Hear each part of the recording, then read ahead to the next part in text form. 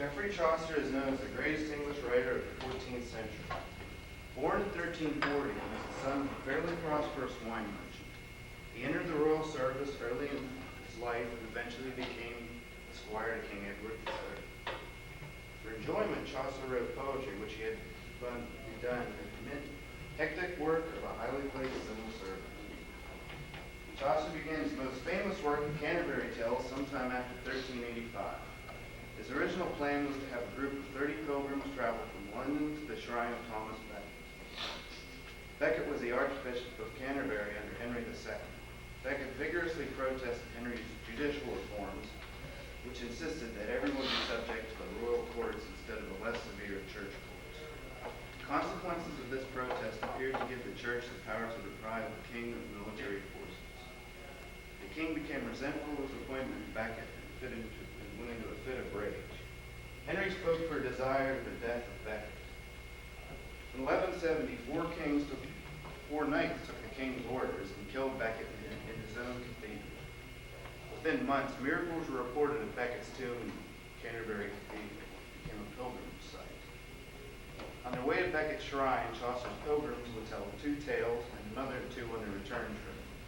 As we shall see, Chaucer never finished his work. Only 23 of the pilgrims tell their tales, and the group does not reach Canterbury. Although the Canterbury Tales is only a draft of what was intended to be his masterpiece, it represents a rich panorama as well as the tensions of the English social life in the 14th century. I now want to take you back to London in the last days of 1399, where we find Geoffrey Chaucer hard at work on his Canterbury. When the sweet showers of April have pierced the drought of March, and pierced it to the root, then people long to go on pilgrimages. Of England to Canterbury they come, the holy blessed martyr there to seek, who gave his help to them when they were sick.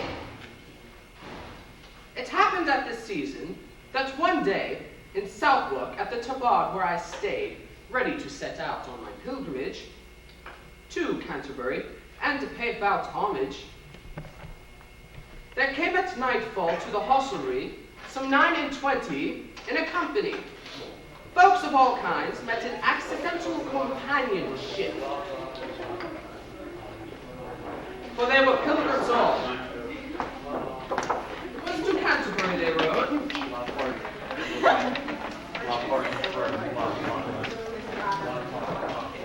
The bedrooms and the stables were good sized. The comforts offered us were of the best.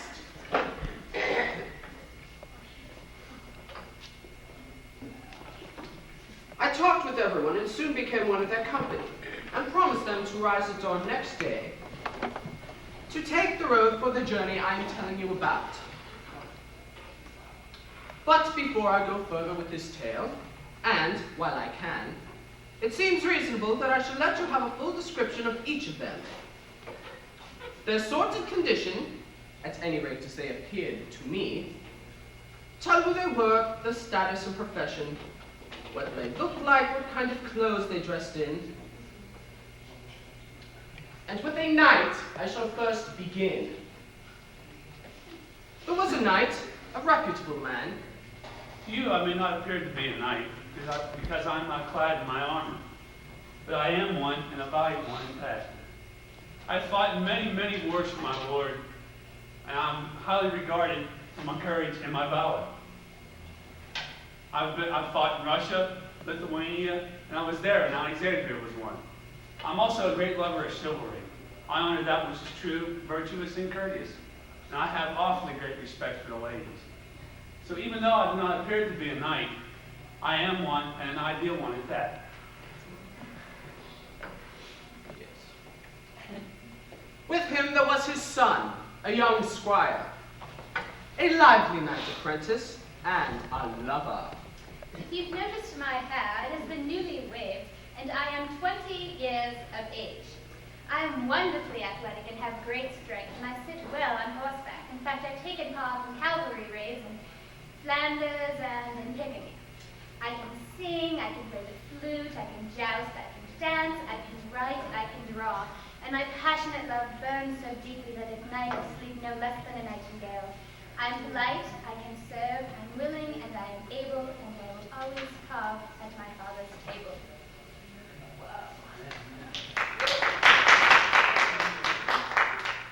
There was also a nun, a prioress, whose smile was unaffected and demure.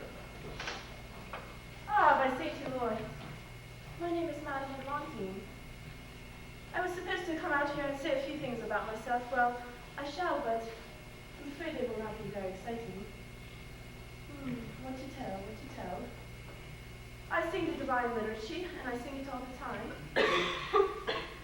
I can speak French rather well, for it was learned to me at Stratford-on-Bow. But I must admit, I do not know the French of Paris very well, for I have never been there. I believe that good manners and good etiquette are the most important thing a man can possess. Why, when I take a bite of food, not a crumb shall fall upon my shirt. And when I dip my fingers deep into the bowl, not a drop shall fall down upon my chin. I also believe that charity and pity are very important. Why, if I saw a poor small mouse caught wriggling in a trap, I believe I should weep. And if I saw a poor hungry starving dog aching for food, why, I would give him a feast on whole bread, whole milk, and roast beef. But that is enough about myself. I hear you have many others to meet. I believe I shall see you again along the way. Goodbye and God bless. A merchant was there on a high-saddled horse. Hello, I am a merchant, a very good businessman at that. I am an expert at money changing. I use my head, you know, and my head tells me that at all costs the sea should be policed from Middlesbrough and Holland to Harwich. Trust me, I know what I'm talking about. By the way, does anybody need a loan? A Franklin, that's country gentleman and freeman landowner, was his companion. Hi, I'm a Franklin. That's a hick. And I love my morning draught of stocks and wine. Yes, charming. There was a businesswoman from nearby, but more's the pity, she was a bit deaf. My name is Allison, or I've been heard that I'm called the wife of Bath. I'm the most skilled clothmaker in the land, even better than those of Geitz and Ghent. Yes, I have been married 5 times in the eyes of the church, but I've lost count of my numerous lovers.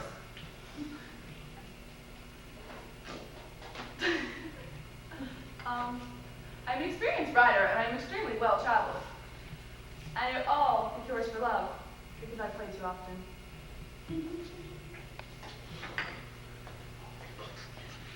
The miller was a burly fellow, brawn and muscle, big of bones, as well as strong, as was well seen. For a living, I grind corn. Sometimes my thumb gets a little heavy, and my cheek tastes a bit. In my spare time, I like to play the bagpipes, because they're loud. I have stories aplenty, but most are tall tales. With him, there was a peerless pardon seller of Charing Cross, his friend and confrere. With double talk and tricks, he made the people and the priest his dupes. But to speak truth and do the fellow justice, in church, he'd made a splendid ecclesiastic. He'd read a lesson or saint's history, but best of all, he sang the offertory.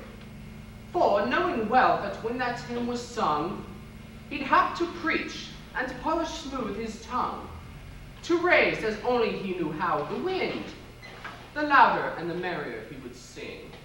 I am the pardoner. I am a singer and a musician. If you would be interested perhaps in purchasing the veil of Our Lady, or the sail of St. Pete, or even the cross of Jesus Christ himself, see me later, for I have several of each. Have the priests checked their collection plates lately? I'm sure I have some very old and valuable relics they'd be quite interested in purchasing with that. Anyway, now is the time for my tale. Luckily for you, it will be accompanied by music.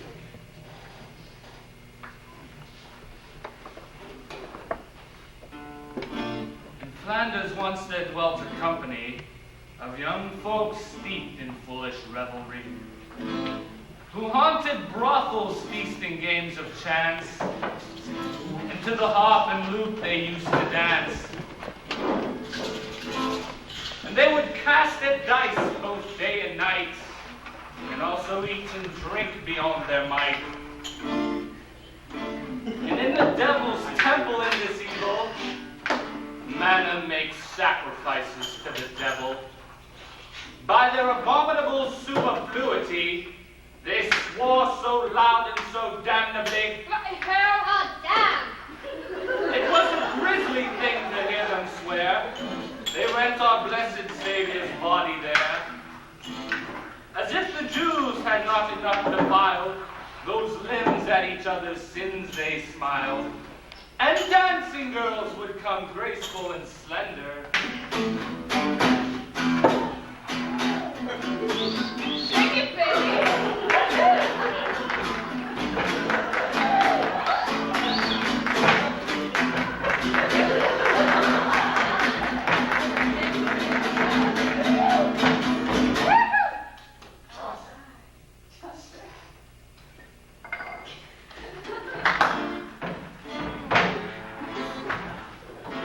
After them, fruit wenches young and tender,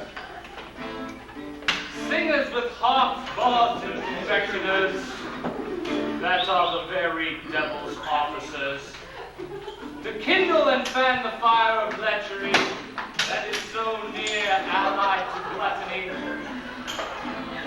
Let Holy Scripture witness that excess, and lust are born of wine and drunkenness. Remember my theme as I tell you this tale. The love of money is the root of all evil. 3 gamblers, had been seated at the tavern long before the morning services had rung. They were not disturbed until a bell, signaling a corpse being carried to his grave, rang.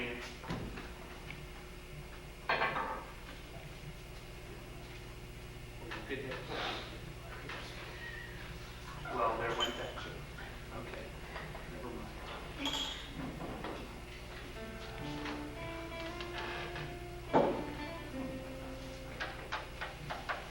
You lady, out and see whose corpse that is. Report back to me. And make sure you get his name right this time.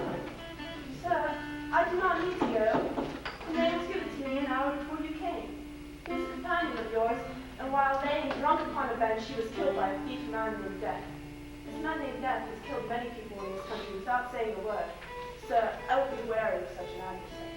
Why, St. Mary, the lass is right. He has slain the people in the village over a mile away. Maybe he lives there. You would be wise to wary before taking on such an adversary. Is he really this dangerous, that Death? I shall find him by nightfall and slay him myself. For of one mind, us 3, we shall become brothers and seek out this Death. I swear to God. We shall pledge to live and die for each other, brothers.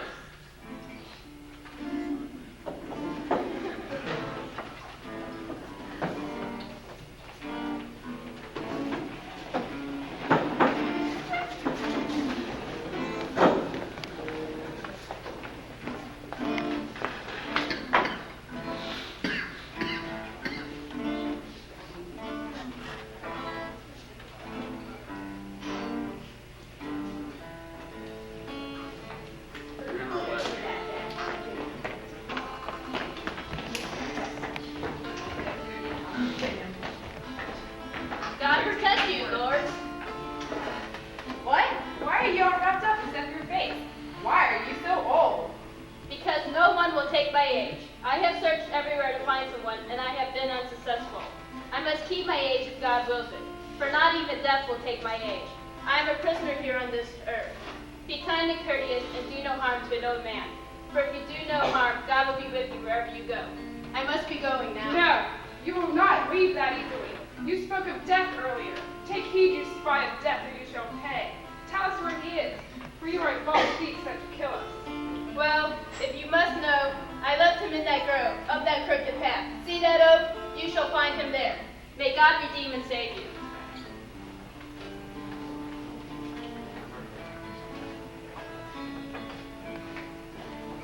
Listen, brothers, fortune has given us this treasure so that we may live our lives in splendor. If we could bring it home, we would be happy. But if we did it by day, people would think we were bold thieves. We must do it at night.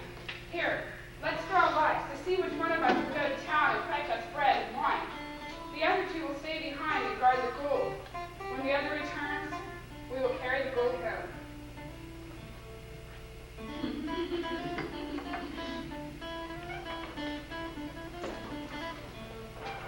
You know we're brothers, and that's why I'm about to tell you this.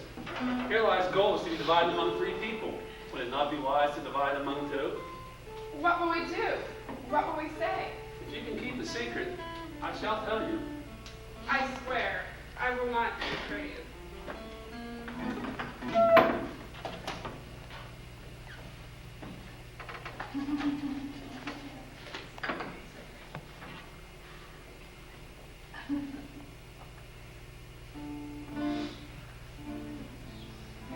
I swear, as God is true, I will not betray you. Watch for him to return, and act like he's going to play a prank on you. Then when he's not paying attention, stab him from behind, and all this gold will be ours. We'll do it as we please.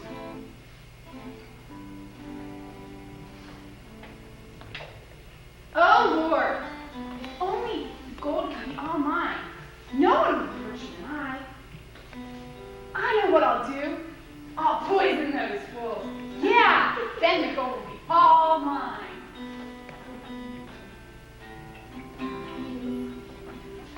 I need some poison that might kill some rats. Big rat, a little rat, those damn rats keep bringing that leg. Big rats. Big. Oh, I've got it. You fix this rat of yours this. I swear they will be dead by the time you walk a mile. Thank you. Oh, here are some bottles. These will work fine.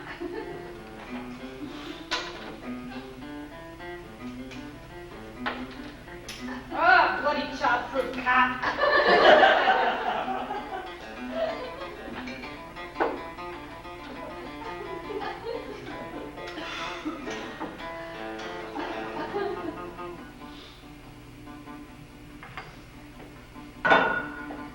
Do you mind? I'm writing your life. Brothers, I have returned.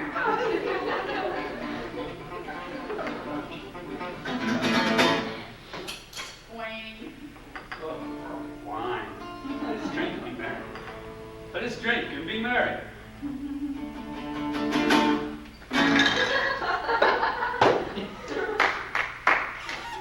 And thus ends my tale. And remember, money is the root of all evil, unless nobody dies.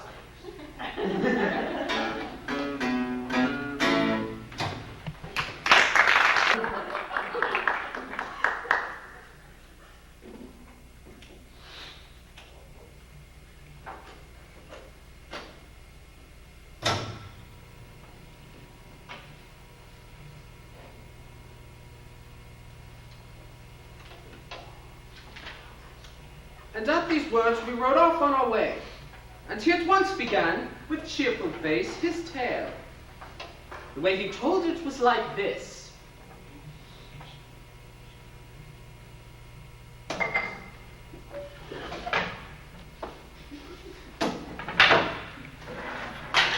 My bloody heart!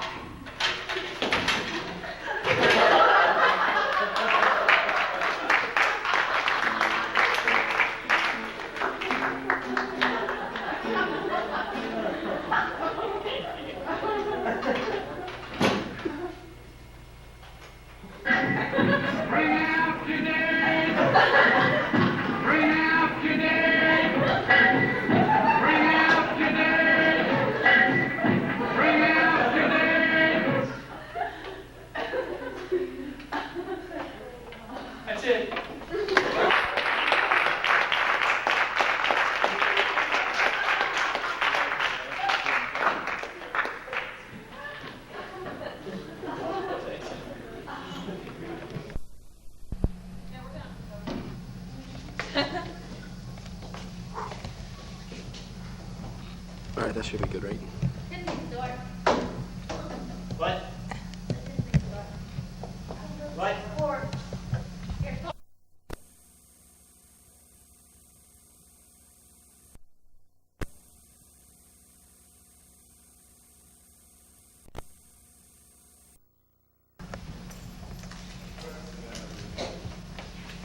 Good morning. Hi, Carol. I'm so tired. It's 8 o'clock. You are. Wait, Carolyn. Good morning. I'm so tired. I know. I was up late last night studying for it. I read those 20 pages in McKay. I know. We don't think that's it all the time. Then again, I never heard them out. So did I. I have to be good on this one. That's low scores. Yeah. There's the writing assignments. Okay, I think we'll start now. There's a few people missing, but I think we'll get on with it. All right. Today we're going to discuss a future paper that's going to be due, and hopefully Marini is here because she was supposed to run on coffee. Have a seat. I'm real sorry for late, but my dog ate my tire. Wait, that's not what I was gonna say. My dog ate my paper and I got flat tire. You live on campus. How can you have Well, a you fire? know, it's like a really long way to walk. Well, just please have a seat and we'll begin class. All right, so as I was saying, this paper, it was a paper that was assigned at the beginning of the year that was due for your final. But we're going to move it up to date and make it due in 2 class periods. I know that sounds like a lot, but it should be a fairly easy paper. What it's going to be on is Charlemagne and his palace school. And yes, Steve? What was Charlemagne? I think you should be asking the question, who was Charlemagne? But does anybody know the answer to that? Yes. Yeah, wasn't he the first Roman emperor? Yes, he was. He was crowned in 800 AD. Yeah, and Oh, Red yes. Carolingian Renaissance? Is that what you mean? Yes, that same Charlemagne. Okay. Okay, Dan, does that help you out? Oh, Rita! I'm so sorry, I'm late, everybody. My traffic cooking would not start this morning. You know how they are in very weather. Oh, yes. Oh, the humidity up here is so different from that of my home country, Germany. Oh, I'm so sorry. I was just explaining to them about the new paper. Did you get the copies or not? Oh, not yet. The photocopy machine in the library. Oh, you would not believe it. It just does not work. It must not be made in Germany, or else it would. Very good. Other than that, I cannot get your syllabuses to you because of the photocopy machine. And my perfect new game was on the so I could not drive to Newcastle to get them. Well, when we get the So- copies, we'll send them to you in the mail. Yes, we will. Okay, now on with the paper. I'll just read some stuff to you, and then you could write it down. As I say, it's due in 2 class periods. I'm bringing it. It's going to be, we say about 9 to 10 pages long. Probably about 3,000 to 4,000 words. Please don't complain. Your quest students, you should be able to handle this amount of work. Yes. Yes, go ahead. Excuse me, how long did you say it was? 9 to 10 pages, at least. Is it okay if it's more? Yes, that's fine. Okay, so as you're doing this, we want you to be very specific and very creative. In the past, I had students use a similarity between Grendel and the medieval palace school of Charlemagne and what they taught there. And it was very, very interesting to read this type of, yes. Yes. Grendel's another thing we're supposed to read, right? Yes. He was the first Holy Roman Emperor, right? No, Dan, I think you got your story mixed up. Does anyone quickly know who Grendel is? Well, I'll tell you. Grendel was a monster, and yes. Excuse me, I don't think monster is the right word for him. She would. Well, let's talk about that after class. Okay. Anyways, Grendel was this character in a book, Beowulf, and it was just if you read it, which you were supposed to read early in the term, you would understand why it's very symbolic and universal to all matters. So very, yes. How do you spell Grendel? Grendel. Okay, so just to finish it up, and Did you guys? Yes. What was after D? E. E, L. Okay. Okay, so as you're writing this, keep in mind just to be very creative, and if you could have it ready in 2 class periods. Excuse me, Yes. what's it in? 2 class periods from now. Like, you mean like two class periods? Yes, we discussed this and we decided that since you are almost second year class students, you should be able to do a paper like this, like nothing. Yes. Right? So, Two and 2 class periods. if there's no further questions, Oh, wait a minute! yes, How long is it? at least 9 to 10 pages, which is approximately 3,000 to 4,000 words in our book. Okay, so if there's no further questions, you're allowed to leave and go start your paper. Thank you very much, and we'll see you in 2 days. This is a very good class. Yeah. I liked it very much.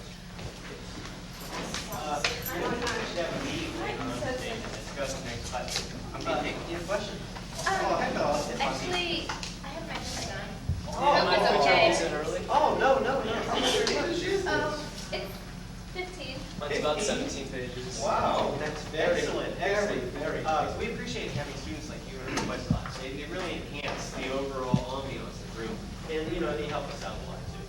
So, Thank you. And about our meeting, Yes. maybe we can get together sometime next week and discuss that. Yeah, that'd be good. I just don't think that's the right word for him. All right. We Have a should nice go day. collect these papers Yeah, right we're gonna now. go correct your paper. So have a nice day. Okay. Have a Thank nice you. day. Thank you very much. What was that? Do you like this photo? Yes, it's Yeah. great. Can I help you? Like, you guys like our decision paper, right? Did you guys like read the book and stuff? Yeah, we just started. Yeah, read the book, You're done with the paper? Like, could we like copy your Oh paper? God, we help us, please! Please help us! Please, we didn't read it. I don't know what I'm doing. What do you guys need help with? What do you need help? I don't know. I'm Charlemagne. Don't you know Charlemagne? Yeah, here's See that the monster. monster! Here's a monster. Here's the monster! Dad, Um, you really need help. What do you think? um, You're would you guys like to try something out? Like what? Not really. Well, it might help you get Does an it A involve on your work? paper. An A on our paper? Wait, A on our If paper. it's a name, I guess. All right then. What time? 10 o'clock. 10 10 o'clock. o'clock tonight. We'll meet outside of some. Alpha 7 o'clock. Okay, cool. At 10 p.m. when it's dark. Okay. Yeah. Okay. Okay. So it's like when the hands on the pen, right? Little hands. Yeah. Okay. Do you want us to call you and remind you or? No, we got it. A on the paper. We got it. Okay. Sounds good. Thanks. We're forever indebted. Yeah, you're right, you are. Bye! Bye. That's great. We're going to get an A now.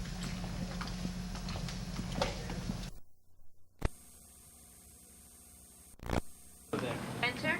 What kind of adventure? Does it involve work? We're going to rip the fabric of space and time and travel back into the past. Yeah. We are. Okay. Shall we? Ready? Let's go. Behold, our time machine. I'm not thinking I want to do this. I will Come on. Fine. I'll do anything for Watch your step. Hold on tight. It's gonna be a bumpy ride. Okay. I'm ready. I think. Are you ready? Seatbelts 3, fastened. 2, 1.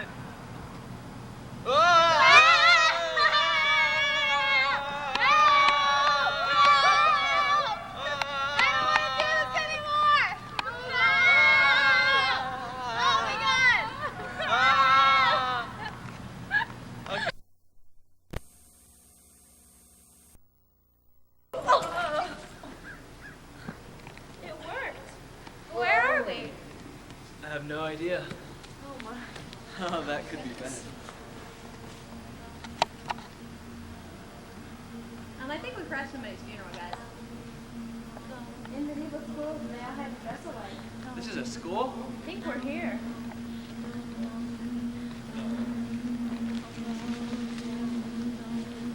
Why can't they see us?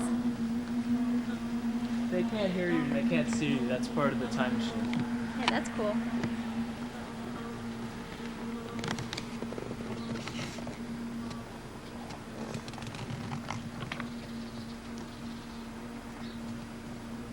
Hey, Tiff. Yeah? Why are they chanting? Their whole school was based on religion. I think they're meditating. Good morning, class. You may now sit down. I thought they talked in Latin back then. Today, we will further discuss St. Augustine's City of God. As we go back from our last lecture, we found out that in the City of God, religion plays a major role in everything that is discussed. So now, let us begin. This relationship is prescribed by the order of nature, and it is in this situation that God created man. For he said, "Let him have lordship over the fish of the sea, the birds of the sky, and all the reptiles that crawl on the earth." He did not wish the irrational being, made in his own image, and have dominion over any of the irrational creatures. He didn't want man over man. He only wanted man over creatures. Now, as our Lord says, everyone who commits sin is sin's slave. For when a man is conquered by another, he is also bound as a slave to his conqueror. Now that is a very important question, or a comment that was made by St. Augustine, and I will repeat that again. Everyone who commits sin is sin's slave. Now, please repeat after me what I just said. Everyone who commits sin is sin's slave.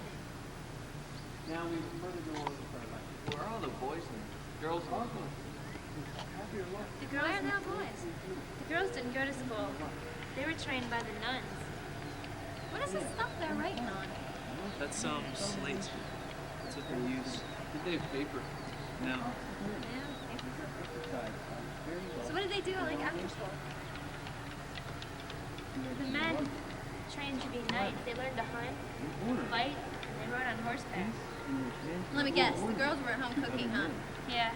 Humility is a salutary for the event. For the servant, So what else did their learning consist of? They studied math, arithmetic, and an abacus. They did Euclidean geometry, astronomy.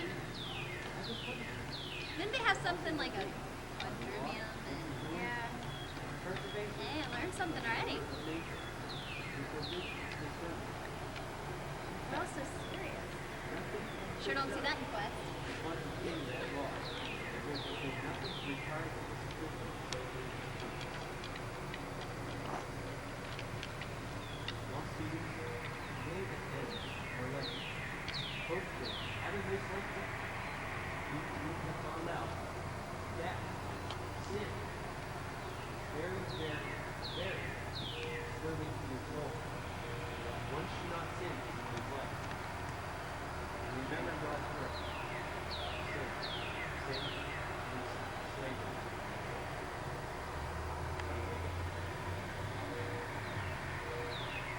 Geez, I wonder where they're going. Probably church. Good guess. Glad just love their music too. It's great.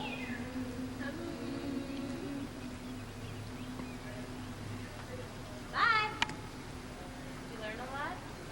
I don't know. I think so. Sure is different back then. Guess so. What do you think? Yeah.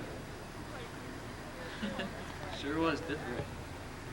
Are you guys ready to go home? So what happened if they screwed around in class or talked back to their teacher?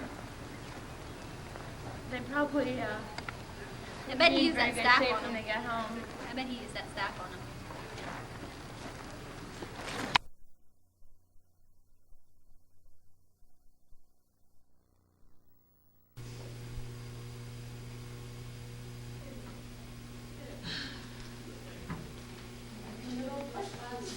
Good morning.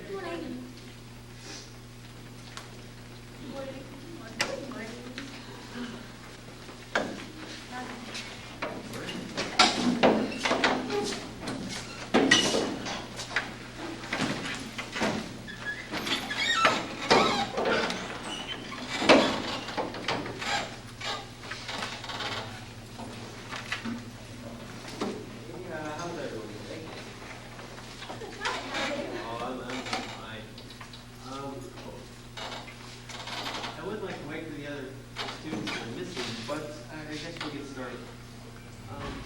Now, remember, oh, you're finally here. Come on, hurry up and sit down. We've been waiting for you. I'm really sorry we're late. Oh, that's no problem. We've been waiting for you. You sure it's no problem? Yes. That's cool. Okay, now, you guys didn't miss anything this time. Now, as I'm saying, the papers are finally graded. Sorry it took so long, but, it's the teacher thing. We have more important things to do than grade your 15-page papers.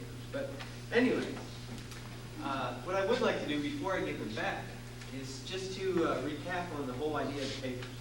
If you remember, they were about the Carolingian Renaissance and the Palace School and the universities. And so I'd just like to read a passage out of your McKay book that helps explain and tie this all in together before I give the papers back. So if you'll just listen for a little bit. Okay. The revival of learning, inspired by Charlemagne and directed by Alcuin, helped to limit the dangers of illiteracy on the European continent. Although hardly widespread by later standards, basic literacy was established among the clergy and even among some of the nobility. The small groups of scholars at Aachen preserved Latin culture from total extinction in the West. Although the scholars worked with Latin, the common people spoke their local or vernacular languages. Communication among the diverse peoples of the Carolingian Empire was possible only through the medium of Latin. One basic literacy was established. Monastic and other other scholars went on to more difficult work.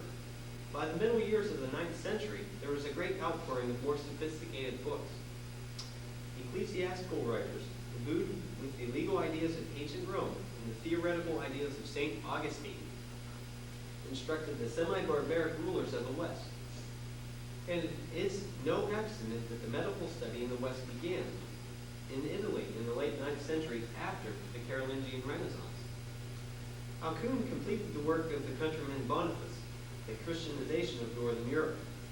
Latin Christian attitudes penetrated deeply into the consciousness of the European peoples.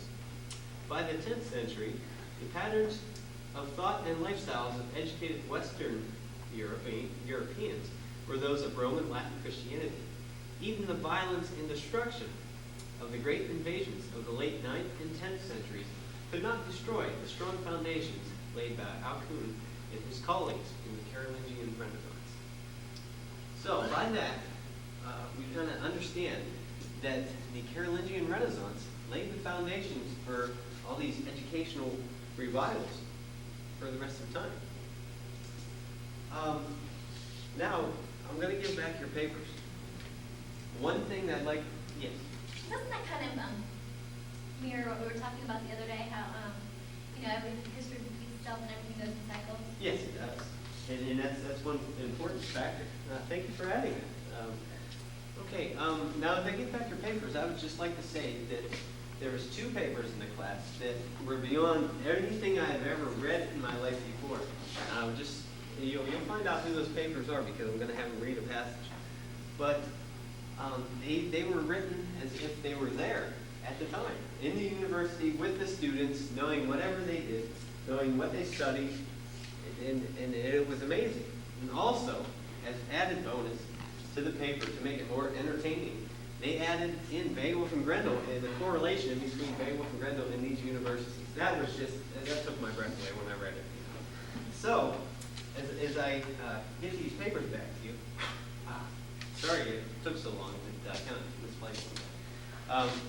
I would like to have the 2 students with the best papers come up front and read them. So I'll give the best papers back. So, I'm sorry. So if you guys would please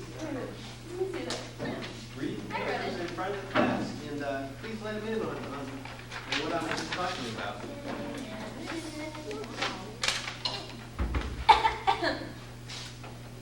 Learning before Charlemagne's time hardly thrived, but Charlemagne brought teachers and scholars to Aachen. The curriculum established was to provide literacy and development of logic and reasoning. Thus, 2 main courses were developed: the trivium, which consisted of grammar, rhetoric, and dialect, and the quadrivium, arithmetic, geometry, music, and astronomy. Literacy was also closely connected with the liturgical revival. It was the hope that the people would read and sing along in church. Therefore, chanting was a prominent symbol of this time period. And if the people could read, sing, and chant in service, this would lead to a better understanding of the Bible. And from understanding came the work of Beowulf, which is probably the best example of 8th century secular literature. And this demonstrates the medieval values of the military, aristocratic, and powerful good qualities of Beowulf over the evil qualities of Grendel. Excellent. Okay, and here. In grammar, the pupils would study Latin prose writers. Rhetoric was studied through the work of Cicero, and Aristotle may have been read for dialect. Multiplication and division were learned and often taught on an abacus because the Latin numerals were hard to compute. Geometry was studied by learning the works of Euclid, astronomy from the works of Pliny, and music was based on the study of the scale. All studies, however, were all linked back to religious understanding. Dialect, for example, was to help distinguish the false propositions in the Bible. By understanding writing and argumentation, students could get closer to the truth of the Bible. Most of those educated were young men. However, some aristocratic women may have received some lessons. Women were homemakers doing the traditional roles of cooking, keeping house, and childcare. The men would become either farmers, tradesmen, priests, monks, or knights and warriors. They often entertained themselves by having tournaments, chariot races, and hunts for wild game.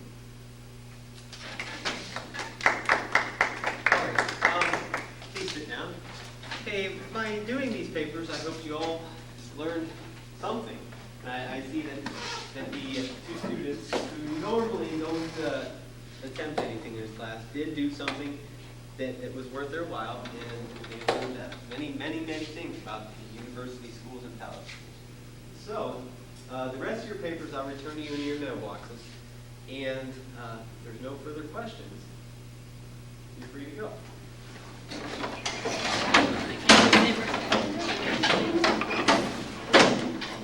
Thank you so much for Thanks having again, us. guys. Thank you. That's really good paper. Yeah, it is. Wow.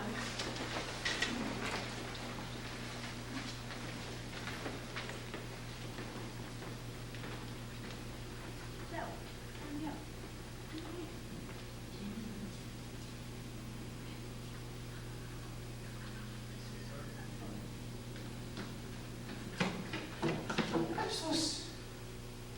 Class? Class?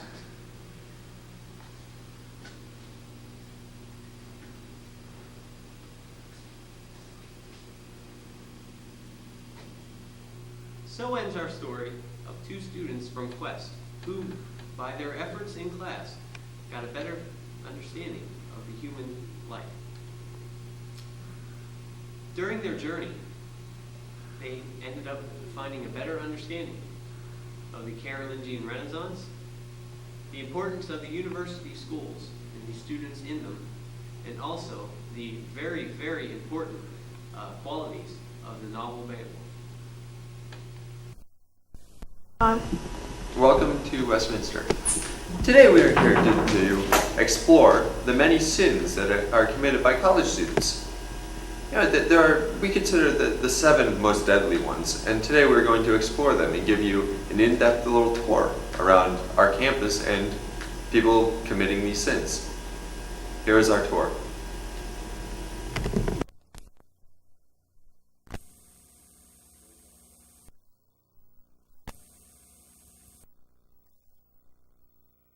And I'll answer anything you have. And I want to wish you good luck on your All senior right. year. Okay, And I hope to thanks a see you lot. here next year. Okay, thanks a lot. I really appreciate it. Oh, no problem. Okay, Bye. bye.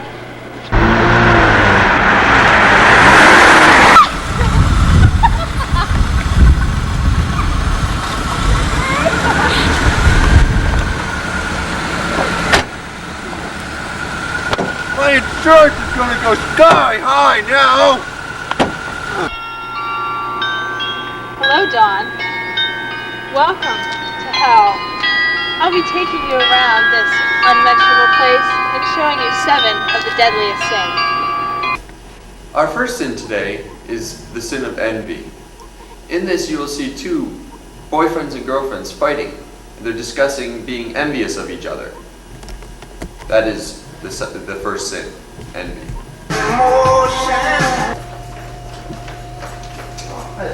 Hi. can't believe you. What? You are always flirting with all those other guys. What are you talking about? Look, I mean, your parents are rich. You came here on a scholarship. I mean, you're a brain. You have a 4.0. So what? What's that have to do with anything? You don't get it, do you? No, I don't. Look, I've had to work. I mean, I'm working 3 jobs. Yeah. I drive a beat-up Honda Accord. You're driving a Porsche 911. All the guys hit on you all the time. And this is my fault? Am I not good enough or something?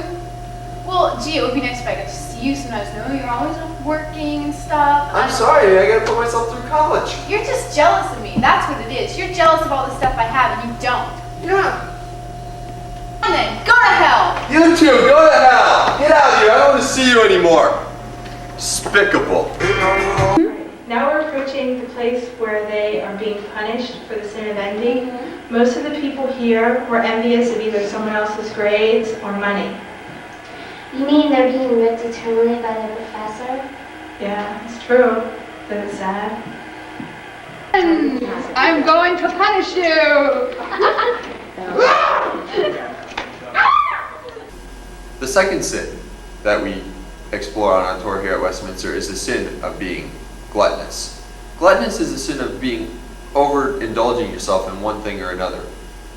In this, we have someone who drinks too much and also eats a lot too much. The sin of gluttony.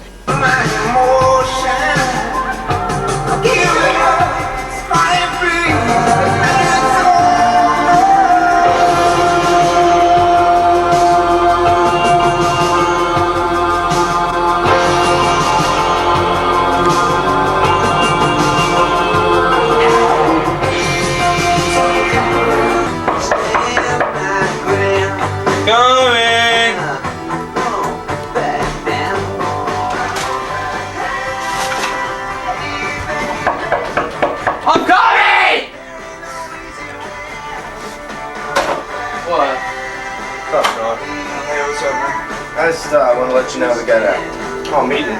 Wait. Alright, hold on, What's meeting. this shit, buddy? It's just yours. It's mine? Give me it. Hey, give me it. Nah. You have to come down to the office with me and write you up on this one. Give me my bottle. Nah. Come on. See you in hell, you bastard. Give me my bottle. Let's go. Through this door, you will see people being punished for the sin of gluttony. What did he do? He ate too much and drank too much. Oh God, that's horrible.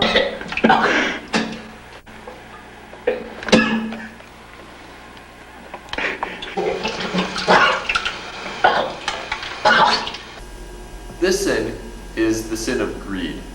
Greed is being too greedy and not loaning yourself to others. As in our scene that we show you, where a student will not give out or loan anyone anything, such as a CD or soap. The sin of greed. Hey, Bill. Huh? What? Can I borrow that Enigma CD? We need some, like... No, you can't borrow. I'm going to record. I already told you that. I need the CD. Dude, we just want to borrow for like a second. No, I need the CD. Guys, song. Whoa. Only take a second. Get out of here. I don't... Bill! It's... Need the CD, man. No. Get out of here. Sorry. I need the CD. Fine. See you, Bill. It was Leave. just a little request. It's okay. Come on, Get. All right. Thanks anyway. Get out of here.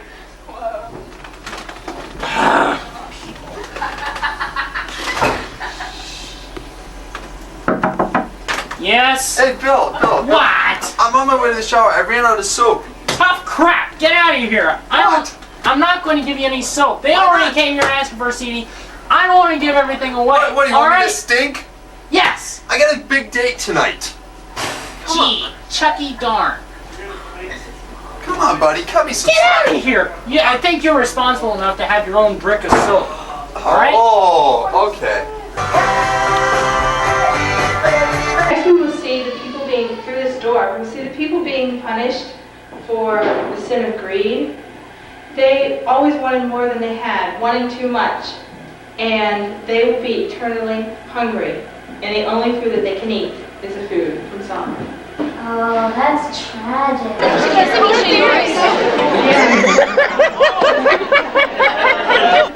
each Eat, just eat. Eat. Eat. Buick. Don't laugh. Don't spit out your food.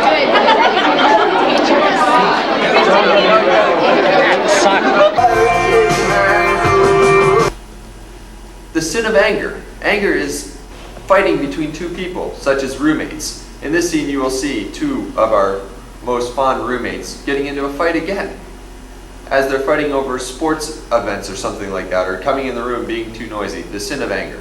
Come on, guys, we can hang out in my room and play some loud music. My stupid roommate won't care. He's a jerk anyway. Come on.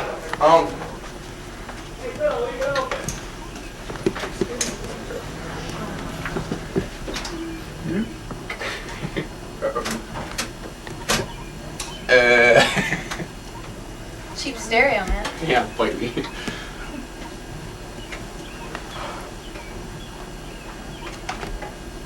Alright. What the heck? Hey! Trying to sleep, Barrett! Shut up, John! I was in here lying asleep! And you sitting there coming in and start playing the music like you didn't even notice me sleeping here. So? So it's my freaking room too! My room too! I want to play music whenever I want!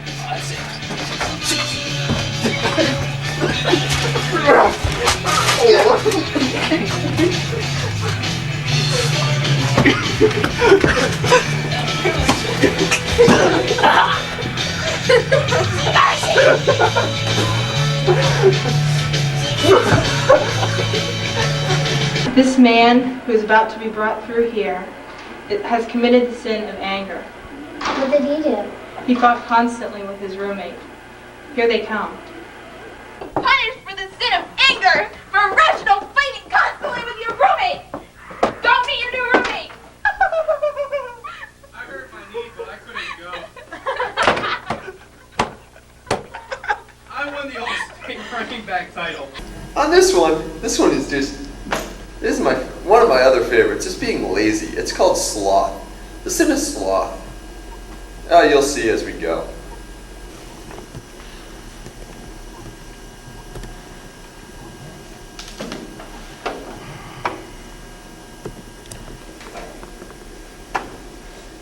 And so, you see, here we go. And let me erase this and I'll show you how that works. Okay.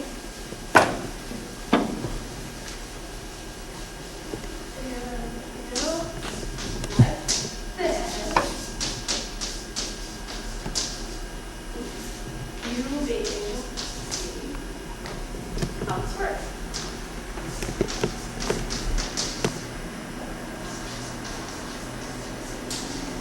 What are they doing in there? I can't do their story justice. You should ask them.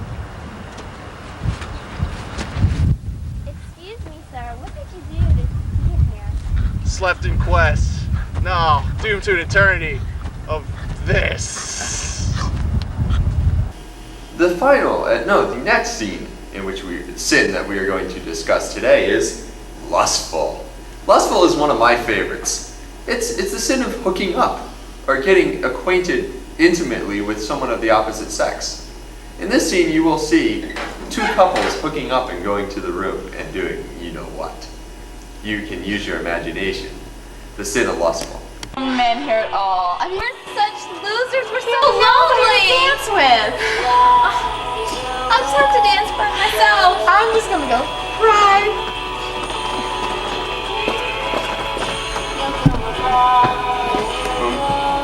Would you care to dance? I would like to. I'll have this dance. Of course.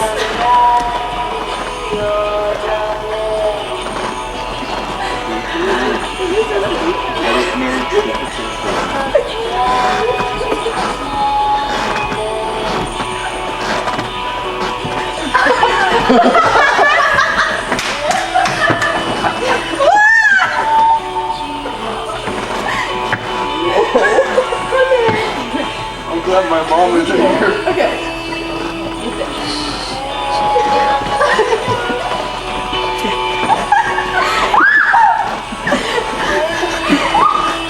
they going? I don't know. Where are they going? No. Let's go. Upstairs. John!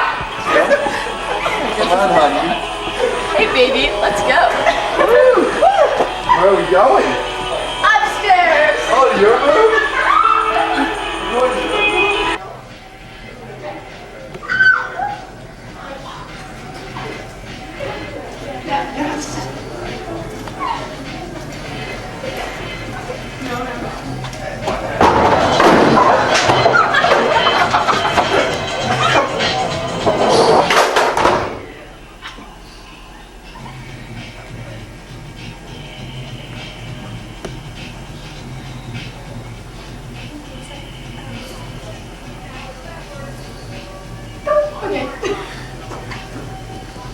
Where are you taking me? I will show you where we're gonna go. In here. Oh. What the heck? Oh, come on in.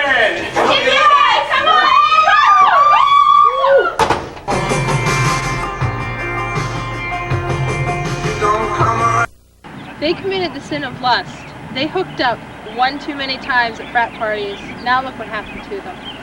Mistake, I realized! It was one weekend! Ah! Get me out, please! Nasty! The sin of pride. On this one, I'm not really sure what the exact sin is, but the punishment you will see.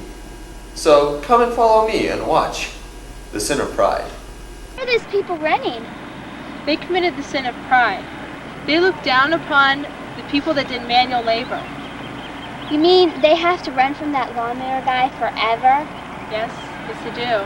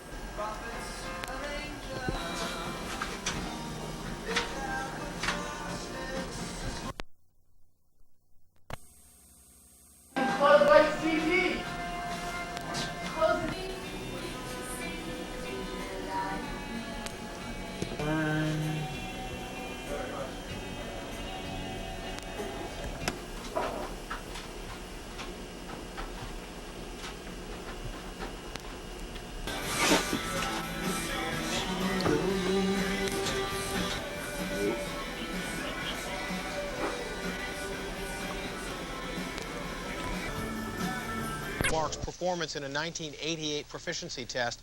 Greta Van Susteren in Washington, has the defense effectively now put Selmark on trial? Well, they have to put Selmark on trial, Jim, because they've got to do everything they can to undermine the results or the conclusions reached by this lab director, Selmark. So every chance they can to show that this lab has been deficient in the past, to suggest that there are problems in the present with the O.J. Simpson analysis, they must do. Roger Cossack here in our Los Angeles bureau. Given the fact that the defense is claiming that... Michelle still looking for that top spot. Diane Russell, women's speed.